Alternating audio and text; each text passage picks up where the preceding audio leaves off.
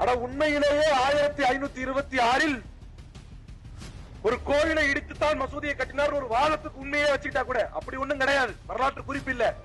அப்படி ஒரு உண்மையிலேயே அப்படி ஒரு கோயிலை இடித்துத்தான் மசூதியை கட்டினார்கள் என்கின்ற வரலாற்று குறிப்பு இருந்தாலும் இன்னைக்கு சுட்டுத் தள்ளப்பட்ட அந்த 4 பேருக்கு இந்த வரலாறு என்ன தெரியும்? நாங்கள் தொழுது கொண்டிருக்கக்கூடிய பள்ளிவாசலை ஏன் இடிக்கிறீர்கள்? ஏன் அதுல வந்து சர்வே பண்ணணும்? எதற்கு? அதற்குள்ள ஒரு court order, ex party court order.